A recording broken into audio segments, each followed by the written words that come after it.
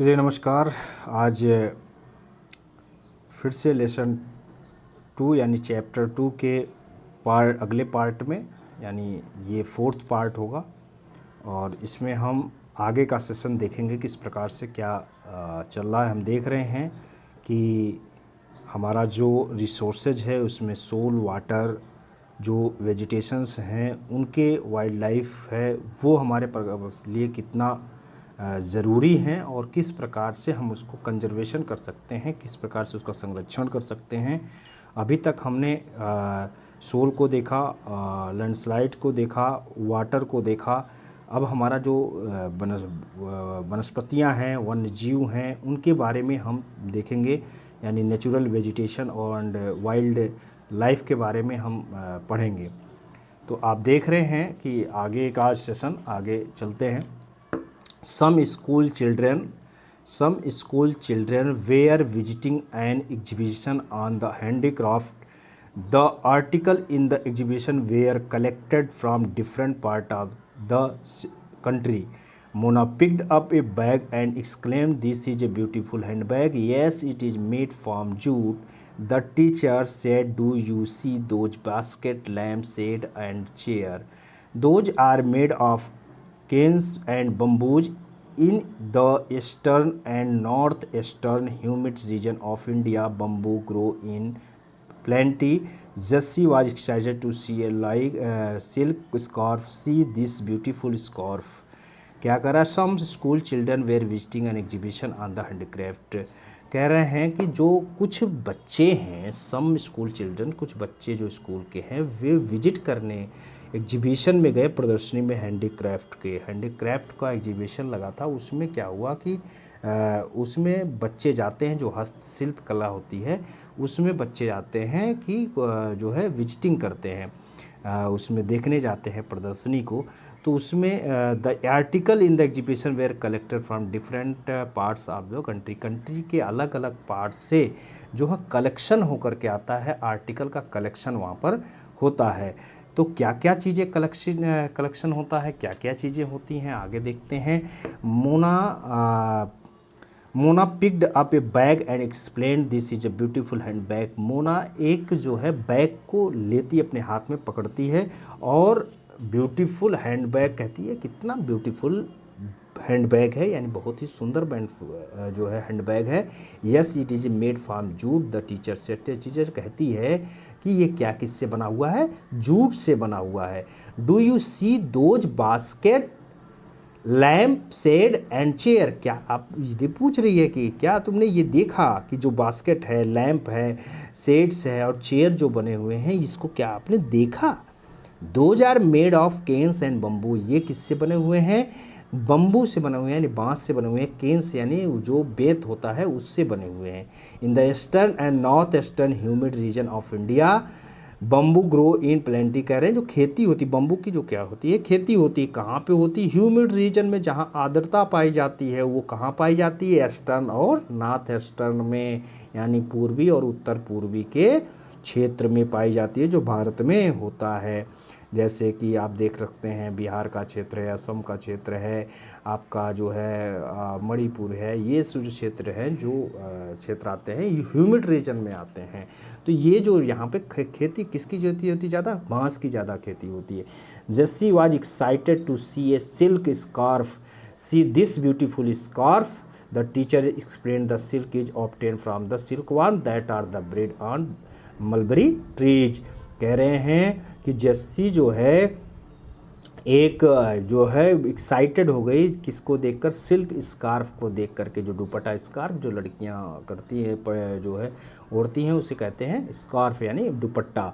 तो कह रही एक स्कार्फ को देखकर वो एक्साइटेड होती है, कहती है, "सी दिस ब्यूटीफुल स्कार्फ, ये देखिए कितना ब्यूटीफुल स्कार्फ है। The teacher explain, and that silk is obtain from the silk warm. ये जो सिल्क पाया जाता है वो कहाँ पे, किसको पर? सिल्क वार्म से पाया जाता है, यानी कीड़े होते हैं, सिल्क वार्म एक कीड़ा होता है, उसके द्वारा ये चीज़ पाई जाती है। और ये जो सिल्क वार्म कीड़ा होता है मलबरी ट्रीज पे पाई जाती है, ये मलबरी ट्रीज पे पाई जाती है, जहाँ से उत्पन्न होते हैं।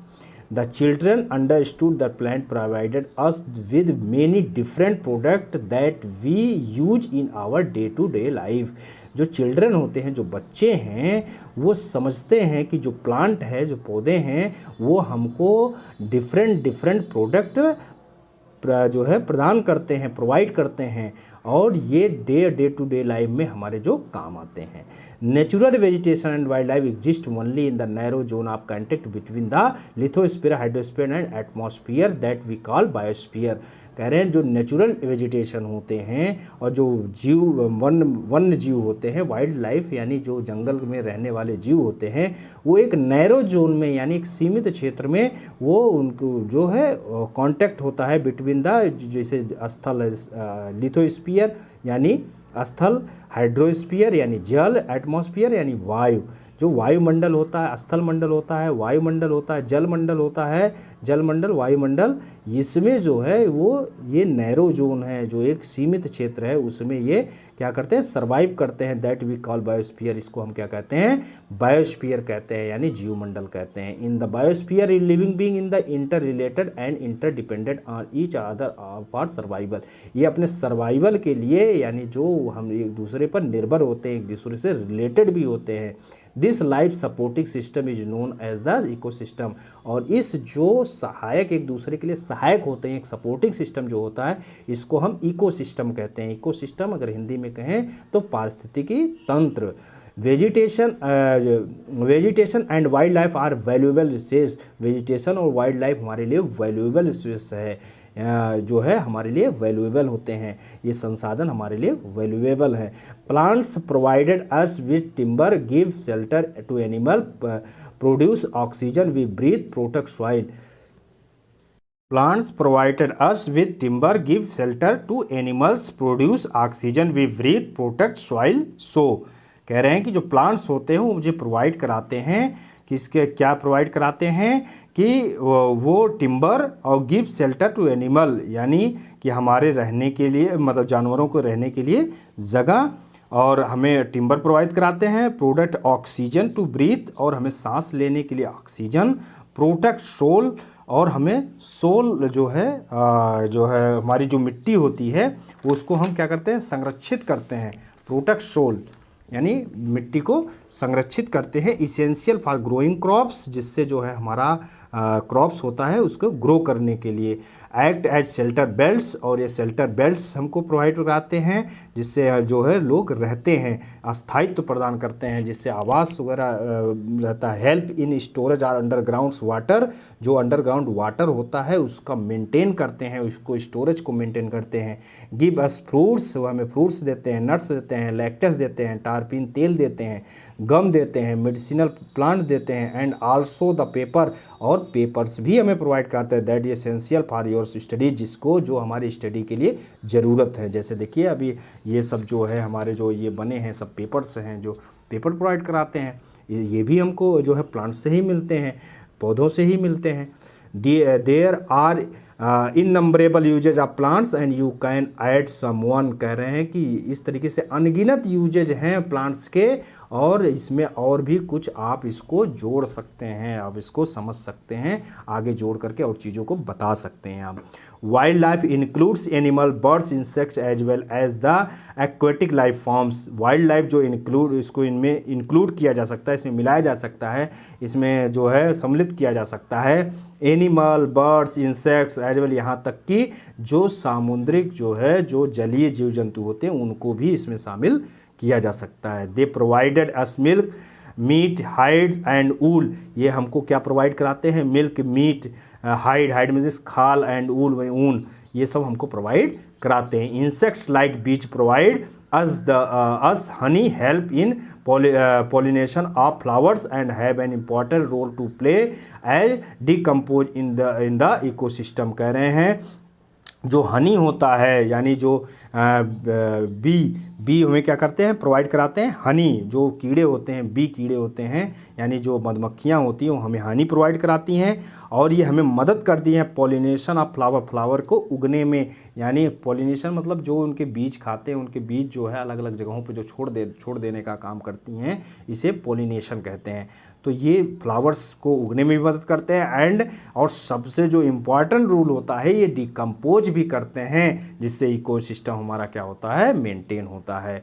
The birds feed on insects, और जो बर्ड होते हैं वो खाने किसको खाते हैं, इंसेक्ट्स को, कीड़े मकोड़े का, छोटे छोटे जो कीड़े मकोड़े होते हैं उनको भी खा करके वो क्या करते हैं, डिकम्पोज कर लेते हैं, इसमें मदद करते हैं। Vulture due to its ability to feed on dead livestock is the scavenger and the considered as vital cleanser the environment.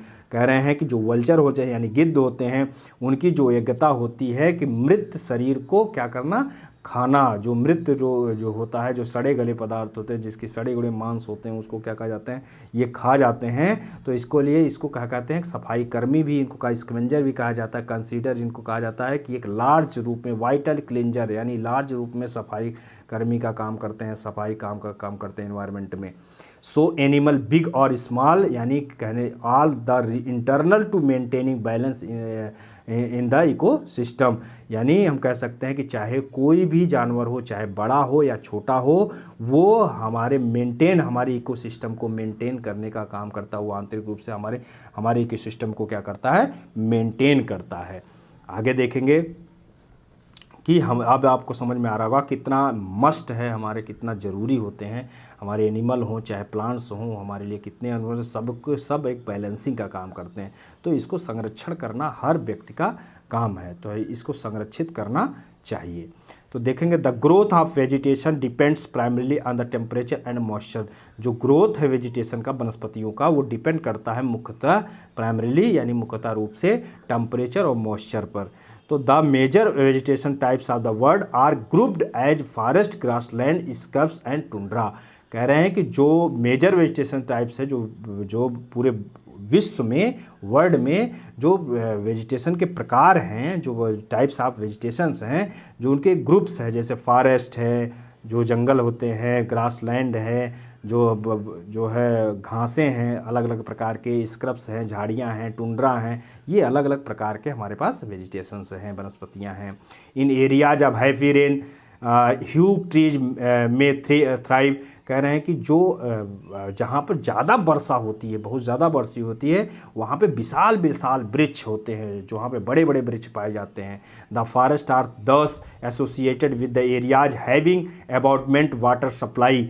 और जो कह रहे हैं फॉरेस्ट, इस प्रकार के जो फॉरेस्ट होते हैं वो जो है एसोसिएट करते हैं with the areas having abundant water supply, जहाँ पे जो है अधिक मात्रा में, पर्याप्त मात्रा में जो है क्या होता है, वाटर सप्लाई होता है। जहाँ पे अधिक मात्रा में पानी गिरता है, वहाँ पे ज़्यादा नमी होती है, जहाँ पे ज़्यादा जो है वर्षा होगी, वहाँ पे घने घने जंगल पाए जाएंगे, घनी जो है जंगल होते हैं, घने रूप से ह्यूज ट्री, बड़े बड़े पेड़ होते हैं, वहाँ पे पाए जाते हैं।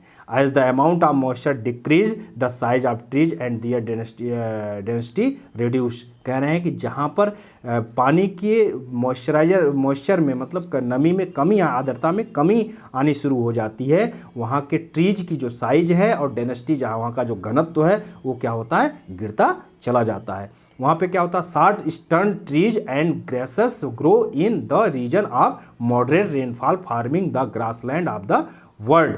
कह रहे हैं कि जहाँ पे ऐसे जो चीज़ें होती हैं, जहाँ पे जो बरसात कम मध्यम वर्ग में होती है, मॉडरेट रेनफॉल मध्यम वर्ग की बरसात होती है, वहाँ मध्यम प्रकार के ही ट्रीज और ग्रास जो है पाए जाते हैं। वहाँ की जो ग्रासलैंड होती है वर्ल्ड में, वहाँ पे छोटे, यानी जहाँ जैसे हमारे यहाँ है, यूपी है, बिहार है, या फिर जो ये क्षेत्र है जहाँ पे कम मध्यम प्रकार की वर्षा होती है, वहाँ मध्यम प्रकार के ही जो है पेड़ पौधे पाए जाते हैं। वहाँ जो बहुत ज़्यादा घने जंगल भी नहीं पाए जाएंगे और बहुत बड़े पेड़ भी नहीं पाए जाएंगे। जो थ्रोनी सर्ब्स एंड जो नुकीली झाड़ियाँ होती हैं, नुकीले पेड़ होते हैं, नुकीले जो प्लांट्स होते हैं, तो the thorny shrubs and scrub grow in dry areas. कह रहे हैं कि जो नुकीली झाड़ियाँ होती हैं, नुकीले जो है पेड़ होते हैं, इस स्क्रब्स होते हैं, झाड़ियाँ होती हैं, grow in dry areas of low rainfall, जहाँ बहुत कम प्रकार की वर्षा होती है वहाँ पे ड्राई एरियाज में जो है रेन फॉल जहाँ बहुत कम होती है वहाँ नुकीली झाड़ियाँ पाई जाती हैं, नुकीले नुकीले पदार्थ पर कटीली प्रकार की जो है पौधे पाए जाते हैं। In such areas plants have deep roots and leaves with thorny and waxy surface reduce loss of moisture through transpiration. कह रहे हैं कि ऐसे जगहों पे क्या होता है कि जो उनकी रूट्स होते हैं, जो उनके रूट्स होते हैं क्या होते हैं, बहुत अंदर तक जाते हैं, यानी नुकीली नुकीली जो झाड़ियाँ होती हैं उसके रूट्स जो होते हैं अंदर जो है बहुत अंदर तक जाते हैं। क्यों? क्योंकि जो पानी का स्तर होता है वहाँ कम होता है, तो जब अंदर तक जाएंगे तो जहाँ पर मॉइस्चराइजर पाई जाती हैं वहाँ तक वो झाड़ियाँ वहाँ पर जाती हैं, तो डीप रूट्स होता है। और थ्रोनी एंड वैक्सी सरफेस, और जो उनकी सतह पे जो उनकी नुकीली नुकीली जो झाड़ियाँ निकलती हैं उसमें वैक्सी सरफेस यानी मोम प्रकार की होती है, जिससे जो है मॉइस्चराइजर उनकी बने रहे। जो उनके जो वाष्पोत्सर्जन है वो बन होने के बाद भी वहाँ पे नमी उन पे रहे, उनके पत्तों पर बनी रहे, इसलिए जो है वो वैक्सी सरफेस होता है। Tundra vegetations of the cold polar region comprise of the moistures and leeches. कह रहे हैं कि जो टुंड्रा वाले क्षेत्र होते हैं, जो वनस्पतियां होती हैं जहाँ पे ज़्यादा ठंडा प्रदेश होता है, ठंडा रीजन है, वहाँ पे क्या होता है कि वहाँ मॉइस्चर्स और लीचेज यानी काई आप जानते होंगे, काई बैठ जाती है जहाँ पे ज़्यादा पानी वगैरह तो बैठता है वहाँ, तो वहाँ काई फसल होती है, काई और लाइकेन जैसी जो है इस प्रकार के जो है हमारे पास जो वेजिटेशंस पाई जाए, वनस्पतियाँ पाई जाती हैं। Today there are many more people in the world than there were 2 centuries back. अगर हम 2 शताब्दी पहले जाएँ तो आज के समय में उस समय के अनुसार आज ज़्यादा लोग हमारे यहाँ पर हैं, ज़्यादा आबादी हमारे पास है। Today there are many more people in the world, यानी संसार में ज़्यादा लोग आज हैं। क्यों? क्योंकि आबादी बढ़ी है। अगर हम 2 centuries पहले जाएँ तो 2 शताब्दी पहले जाएँ तो the feed the growing number large areas of forest have been clear to grow crops. कह रहे हैं कि इन जो लोग आबादी बढ़ी, फीड द ग्रोइंग नंबर्स, यानी जब आबादी बढ़ी तो उनका पेट भई, उनको खाना पीना चाहिए और सारी चीज़ें चाहिए, तो हमने क्या किया, फॉरेस्ट की कटाई कर दी, पूरी तरीके से उनको नष्ट किया, उनको काटा, जिससे जो है उनके लिए फीडिंग के लिए क्या उगाया जा सके, क्रॉप्स उगाया जा सके। तो forest cover all over the world in the vanishing rapidly, और हमने इस चक्कर में क्या किया कि पूरी तरीके से उसको वेंसिंग कर दिया, यानी लगातार कटाई करके लगातार धुआं अंधाधुंध कटाई कर दिया और पूरी तरीके से इसको फॉरेस्ट को जो है खेती में बदल दिया। तो अब जो इकोसिस्टम हमारा मानता है उसको हमने क्या कर दिया, कटाई में बदल दिया। तो जब हम तमाम प्रकार की समस्याएं उत्पन्न होने लगी। There are in an urgent need to conserve this valuable resource, और इसलिए इसको बहुत ज़रूरत है कि इसको हम संरक्षण में लाएं। ये हमारा जो वैल्यूएबल रिसोर्सेज है, जो मूल्यवान संसाधन है, इसको हमें संरक्षित करने के लिए बहुत ज़रूरी है अब इस समय। Conservation of natural vegetation and wild कैसे कर सकते हैं हम, कंजर्वेशन कैसे करेंगे। Forest are our health, forest हमारा क्या है, वेल्थ है, यानी एक धन का प्रकार है, वेल्थ है forest. Plants give shelter to the animals and together they maintain the ecosystem. कह रहे हैं जो प्लांट्स होते हैं वो हमें अस्थायी आवास प्रदान करते हैं, अस्थायित्व प्रदान करते हैं। एनिमल के लिए क्या करते हैं, जो है उनको रहने के लिए जगह प्रोवाइड कराते हैं। और and the together they maintain the ecosystem, और दोनों मिल करके हमको क्या, इकोसिस्टम हमारा मेंटेन करते हैं। Change of climate and human interference can cause the loss of natural habitats for the plants and animals. कह रहे हैं कि जो हमारा वायुमंडल का जो चेंजिंग आया, जो हमारा क्लाइमेट में चेंज हुआ, वो ह्यूमन इंटरफेरेंस यानी जो मानव का हस्तक्षेप होने से ये बहुत बड़ी लॉसेज, काज ऑफ लॉसेज, ये कारण बना natural habitat of the plants and animal, और जो है पौधों और जानवरों के जो है नेचुरल हैबिटेट्स में ये कारण बना। Many species have become the valuable are the endangered and the some are on the verge of extinction. कह रहे हैं कि बहुत सारी स्पीसीज, बहुत सारी जातियां जो हैं वे क्या हो गई, समाप्ति की तरफ चली गई। या तो वो समाप्त होने वाली हैं या तो समाप्त होने के कगार पे हैं, यानी या तो विलुप्त होने वाली हैं या तो विलुप्त होने के कगार पे हैं। Deformation, soil erosion, constructional activities, forest fires, tsunami and landslide are some of the human and natural factor of these resources. कह रहे हैं कि डिफॉर्मेशन यानी जो हमारी जंगल है उसको कटाई का, सॉइल इरेक्शन का यानी जो मिट्टी का कटाव का, कंस्ट्रक्शन एक्टिविटीज का लगातार निर्माण करने का, फॉरेस्ट फायर आग लगने का, तो सुनामी और जो लैंडस्लाइड है, ये कुछ रीजन है जो ह्यूमन और नेचुरल दोनों फैक्टर हैं जो लगातार जो है रिसोर्सेज को क्या कर रहे हैं, ख़त्म करते चले जा रहे हैं। One of the major concern is the poaching will be result in a sharp decline in the number of particular species. कह रहे हैं इसमें से एक बहुत महत्वपूर्ण जो है कारण ये भी है कि पोचिंग मतलब ये है कि ये पोचिंग एक ऐसी चीज़ होती है, पोचिंग और हंटिंग दो चीज़ें होती हैं। हंटिंग मीन्स शिकार करना, पोचिंग जो होती है ये भी होता है शिकार करना, लेकिन ये जब हम ट्रेड के लिए हम किसी जानवर को मारते हैं, अपने फ़ायदे के लिए किसी जानवर को मारते हैं, जब हम किसी जानवर को बेचने के लिए उसकी जो है जब हम उसका शिकार करते हैं तो वो पोचिंग होती है। तो one of the major concern is the poaching with the result in sharp decline in the number of particular species, यानी पर्टिकुलर जो स्पीसीज जो जातियां हैं उनको हम जो है पोचिंग करने के लिए ये इसका रिजल्ट है कि वो लगातार समाप्त हो रहे हैं, यानी हम घटना ये ऐसी घटनाएं हैं जो लगातार उसको रिजल्ट में कमी करती जा रही है। The animal are poached for collection of the illegal trade of hides, skin, nails, teeth, horns as well as feathers. कह रहे हैं कि जो एनिमल हैं जिसको हम पोच्ड करते हैं यानी जिसका हम शिकार करते हैं, उस किसके लिए करते हैं, इलीगल तरीके से ट्रेड करने के लिए, व्यापार करने के लिए उनका कलेक्शन करते हैं और इलीगल तरीके से ट्रेड करते हैं। किसके लिए, उनकी खाल के लिए, स्किन के लिए, नेल्स के लिए, टीथ के लिए, उनके हॉर्न्स के लिए, पंख के लिए, फीदर्स के लिए, ये सब के लिए हम क्या करते हैं कि उनकी शिकार करते हैं। Some of these animals are tiger, lion, elephant, deer, black buck, crocodile, rhinoceros, snow. इसमें से कौन कौन से जानवर हैं, जैसे टाइगर है, लायन है, एलिफेंट है, डियर है, ब्लैक बक है यानी ब्लैक हिरण है, क्रोकोडाइल है, राइनोसोर्स है, स्नो है, ये सारी चीज़ों का हम क्या करते हैं, पोचिंग करते हैं। लेपर्ड्स है, ऑस्ट्रिच है, पिकॉक है, ये सारी चीज़ें हैं।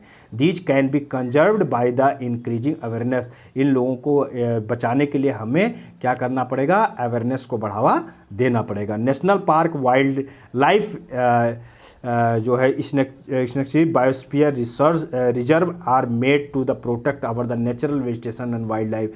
कह रहे हैं जो नेशनल पार्क हैं, जो राष्ट्रीय उद्यान है, वाइल्ड स्नेक्चर सीरीज है, जो हमारा जो है वन जीव अभ्यारण्य है, जो है अभ्यारण्य है, बायोस्फीयर रिजर्व जो बायोस्फीयर जो है हमारी रिजर्व है, are made to the protect our national vegetation and life. ये हमारे जो है प्रोटेक्ट करते हैं, इनका बचाव करते हैं, नेचुरल वेजिटेशन और जो है वाइल्ड लाइफ का क्या करते हैं, बचाव करते हैं। उनके रहने सहने जो रहने का, उनके और चीज़ों को जगह के लिए हमने क्या बनाया, नेशनल पार्क बनाए, वाइल्ड सीरीज बनाए, जो है बायोस्फीयर रिजर्व्स बनाए, ये सारी चीज़ें बनाए जिससे इनका संरक्षण हो सके। Conservation of creeks, lakes and wetland is necessary to save the precious resource from depletion.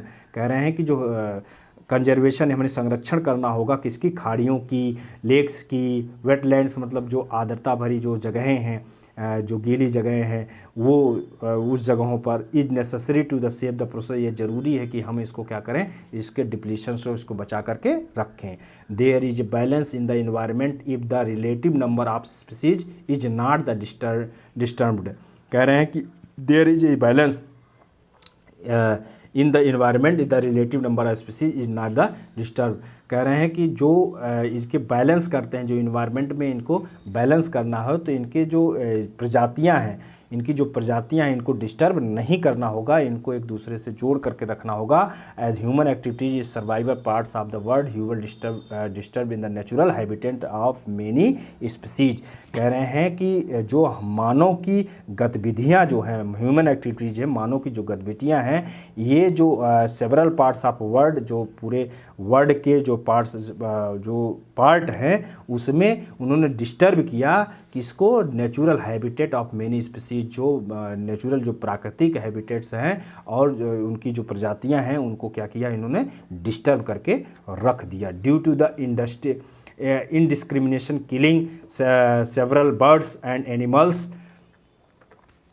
देखेंगे due to the indiscrimination killing several birds and animals have either become extinct or are on the verge of extinction। कह रहे हैं कि जो लगातार अंधाधुन हमने killing की, जो लोगों को, जो प्रजातियों को हमने मारा, ये इनडिस्क्रिमिनेट किलिंग यानी लगातार जो हमने हत्याएं की, सेवरल बर्ड्स एंड एनिमल्स, पक्षियों और जानवरों की, have either become extinct are the words of, ये लार्ज मात्रा में यानी वर्ड्स ऑफ यानी यह विलुप्त प्राय के श्रेणी में ला करके इनको रख दिया, या तो ये विलुप्त होने वाले हैं या तो विलुप्त होने के कगार पे है। तो हम देखेंगे awareness programmes like social forestry and the Van Mahotsav should be encouraged at the regional and community level. कह रहे हैं कि इसके प्रति हमें अवेयरनेस प्रोग्राम जैसे सोशल फॉरेस्ट्री है, जो सामाजिक वानिकी है, और जो वन महोत्सव है, उसको हमको जो है लगातार इसको क्या करना पड़ेगा, जो है कम्युनिटी लेवल पर यानी सामाजिक स्तर पर, रीजनल स्तर पर इनको लगातार करते रहना पड़ेगा, तब जा कर के इनका हम क्या करेंगे, अवेयरनेस बढ़ेगा और इसको हम संरक्षण कर पाएंगे। जो school children should be the encourage to the bird watch and visit nature campus that they appreciate the habitat of the various species. कह रहे हैं जो स्कूल लेवल के जो बच्चे हैं उनको हमको इनकरेज करना पड़ेगा, उनको प्रोत्साहित करना पड़ेगा कि वो विजिट करें नेचुरल कैंप के साथ, और जो बर्ड्स हैं उनको देखें, और उनके जो रहने होने की जगह है, उसके जो जहाँ रहते हैं हैबिटेट और बायोड स्पेस, अलग अलग जो प्रजातियाँ जो रह रही हैं उनको संरक्षित कैसे किया जा सकता है, उसके प्रति क्या करना पड़ेगा, उनको जागरूक करना पड़ेगा, उनके अंदर वो प्रोत्साहित करना पड़ेगा, तब जा कर के ये चीज़ें और आगे आएंगी। मेनी कंट्रीज है passed law against the trade as well as killing of birds and animal. बहुत सारी जो कंट्रीज हैं, मेनी कंट्रीज, जो बहुत सारी कंट्रीज हैं वो क्या कर रही हैं, इस पर रोक लगा दी हैं। अगेंस्ट किसके खिलाफ, इसके व्यापार के खिलाफ, किलिंग मारने के खिलाफ, ट्रेड के खिलाफ, उनके मारने के खिलाफ, जो बर्ड्स हैं एनिमल्स हैं उसके खिलाफ जो है लॉ बनाई हैं, उसके अंदर कानून पास की। In India killing Lions, tiger, dears, great Indian bustard and peacocks is illegal. कह रहे हैं भारत में जो है लायन को मारना, टाइगर को, डियर को, ग्रेट इंडियन बस्टर्ड को, पिकॉक्स को मारना क्या है, अवैध जो है अवैध है, यानी कानूनी जुर्म है। An international convention CITES has been establish that list several species of animal and birds in which states is prohibited. कह रहे हैं कि इंटरनेशनल स्तर पर एक संगठन, एक सम्मेलन बनाया गया जिसका नाम सिटीज है, वो क्या करें, इस्टेब्लिश किया गया, उसको बनाया गया, उसको जो है, और उसमें लिस्ट किया गया बहुत सारे जानवरों को जिसको ट्रेड यानी जो व्यापार करने के लिए प्रोहिबिटेड है, यानी उसको अवैधानिक घोषित कर दिया गया, और इसे आप अंतर्राष्ट्रीय स्तर पर सेल नहीं कर सकते हैं, या उसके जो भी पार्ट्स हैं उसको सेल नहीं किया जा सकता। Conservation of plants and the animal is an ethical duty of every citizen. जो संरक्षण प्लांट का और एनिमल का वो हर व्यक्ति, हर नागरिक का एथिकल ड्यूटी है, नैतिक ड्यूटी है। तो ये हमारा जो पार्ट पूरा लेसन था आज समाप्त होता है। इसमें थोड़ा सा देख लेते हैं कि सिटीज क्या है। Cities the conservation of international trade in endangered species of wild fauna and flora, यानी वनस्पतियाँ जो हैं उसको संरक्षित करने के लिए वो एक सम्मेलन आयोजित इंटरनेशनल अंतर्राष्ट्रीय स्तर पर व्यापार पर रोक लगाने के लिए जो है उसको इंडेंजर्ड मतलब व्यापार रोक लगाने के लिए ये एक संगठन सिटीज तैयार किया गया। Is an international agreement between the government, ये गवर्नमेंट के बीच इंटरनेशनल अंतर्राष्ट्रीय स्तर पर क्या है एग्रीमेंट किया गया। It aim to the ensure the international trade in the specimen of the wild animal and plants does not threaten their survival. कह रहे हैं कि जो जातियां हैं जो लगातार आप देख रहे हैं, अभी हमने बताया कि लगातार ये समाप्त होने के कगार पे हैं। ऐसे जो बहुत सारी प्रजातियां हैं उनको इंटरनेशनल स्तर पर ट्रेड करना पूरी तरीके से अवैधानिक घोषित कर देना किया गया। रफली अगर माने तो 500 species of animal 28,000 species plants are the protected. कह रहे हैं कि अगर लगभग 5,000 स्पीसीज एनिमल की और 28,000 जो है प्लांट्स की जो प्रजातियां हैं उसको प्रोटेक्टेड कर दिया गया है। जिसमें बियर्स हैं, डॉल्फिन्स हैं, कैक्टी है, कोरल्स हैं, ऑर्चिड्स हैं, ओलाइज हैं, आर सम एग्जाम्पल, इसके कुछ उदाहरण हैं। तो ये आपका चैप्टर समाप्त हुआ। आगे का चैप्टर नेक्स्ट वीडियो में। और अपना कमेंट्स देना ना भूलिए, किस प्रकार से क्या चीज़ें लगातार बढ़ रही हैं। सिविक्स की बात आ रही है, संभव करेंगे कि इसके बाद सिविक्स जो है स्टार्ट करें। Thank you.